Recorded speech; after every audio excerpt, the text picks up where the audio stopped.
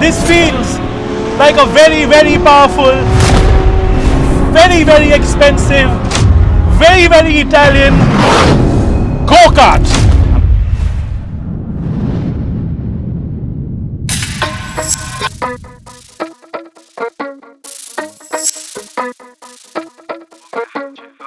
They say you always remember your first, and that's kind of true for many, many life experiences. My first introduction to Lamborghini, and I still remember that day. It was 31 years ago, a little more than that. My 5th birthday, 1993. My dad had just returned from an engineering trip to the UK, and he had brought along a little gift for me. A May 1993 issue of the Road and Track magazine.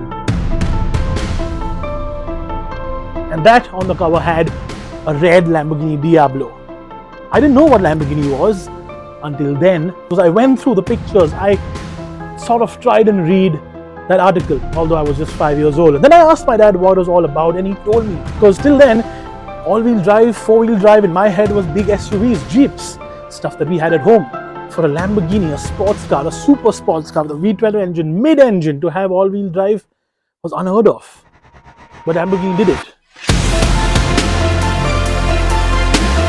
Since then, I have driven several Lamborghinis. I've driven almost every single Huracan, I've driven almost every single Gallardo, I've driven Murcielagos, I've driven every single Aventador. And today we drive the next step in Lamborghini's evolution. Today, we drive the Revuelto in Italy.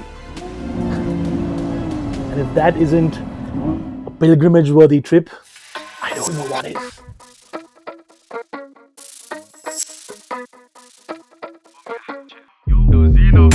I'm still in the show, no bandit. Quick, just look how the crowd's expanding. Get on the biggest, the stage is the grandest. 2 goals down, gonna score me a hat-trick. Control them, rat it. Choke back, I don't play that tactic. Get on the pitch, gotta make sure I match fit. Take over Britain like Anglo-Saxon. Sexy, opinion-inducing. It doesn't hide behind this sometimes overdone garb of history, lineage, and lazy design and naming. It makes its own history, and it's shouting from the rooftop about it. Now, I know what you guys are going to say. You guys are going to say the exact same thing. Oh, this doesn't look as good as an Aventador. I heard the exact same statement when the Aventador was launched and everybody compared it to the Murcielago. And then everybody loves the Aventador. And trust me when I say this, it is probably one of the most stunning looking modern supercars that exist. Enough of the chit chat. Time to put the rubber down. Time to drive. Because V12 Lamborghinis have always had a bit of a reputation.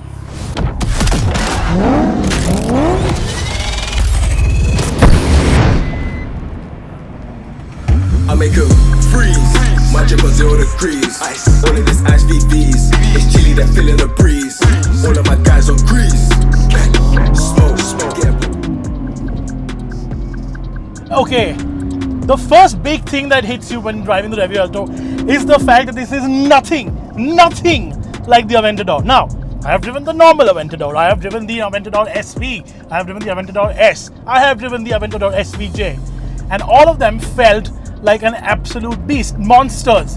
You know, all those anecdotes you hear, a hammer on the back of your head when you change gears, all of that was true about that car. It was brutal, it was organic. This feels a lot more grown up. This feels almost GT-like, and it isn't. It's a big V12 Lamborghini. It should not feel that way.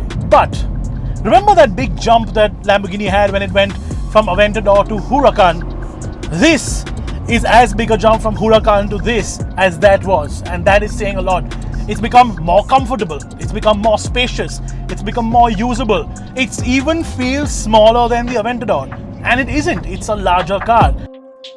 It is quieter when you want it to be. And of course, being a hybrid, when you turn this little knob on the steering wheel to Cita mode, which is basically city mode, it goes into EV mode. Quiets down, you can use it normally, and even full throttle in this is not full power from the engine, so you can actually use it around a city without being an absolute prick, without disturbing people, without causing chaos in your building when you leave. Not that a Lamborghini owner wants to do any of that. The Lamborghini owner wants to peacock around. So let's put it back into sport. Let's put the hybrid into performance. Let's put the dampers into hard. Put your hands up. And let's go a bit crazy. And when you do go a little bit crazy,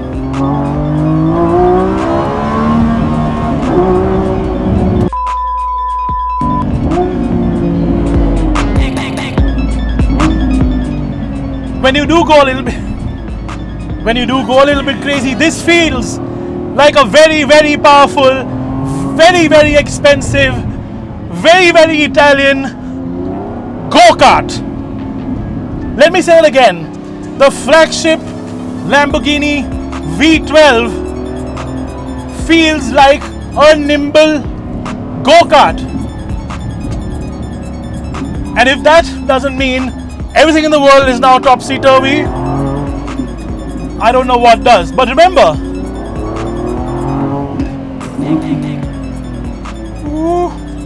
still has the V12, still has the soundtrack, still has the excitement.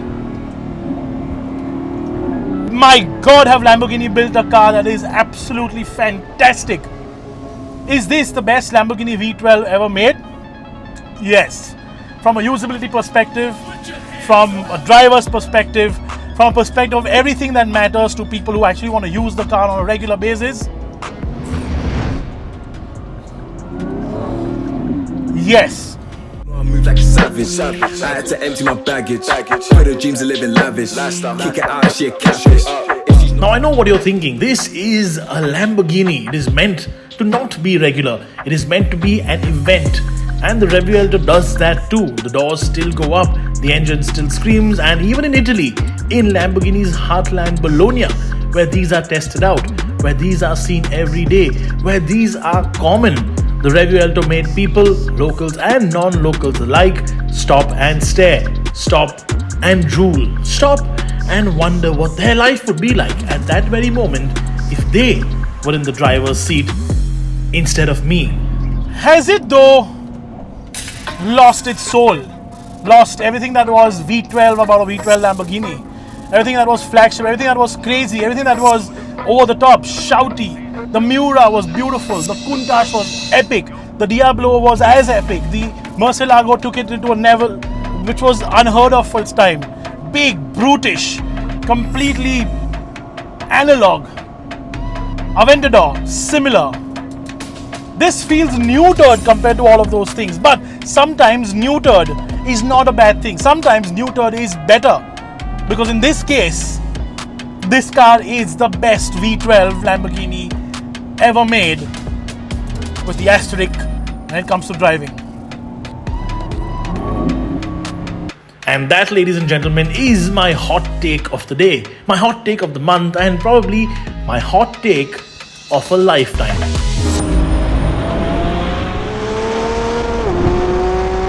Hear that?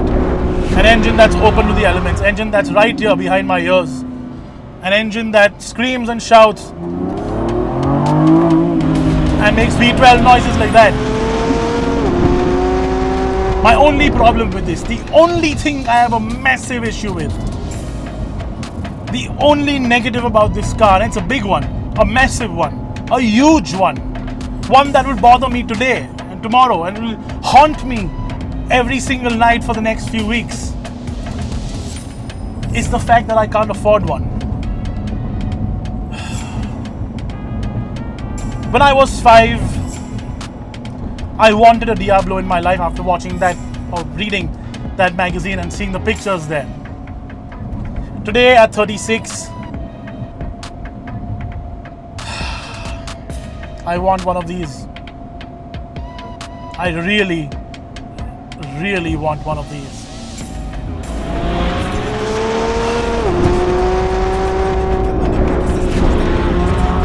Score me a hat trick, control and wrapped it. Drop back, I don't play that tactic. Go on the pitch, gotta make sure I match fit. Take over Britain like Anglo-Saxon. It's time for a takeover. I came in.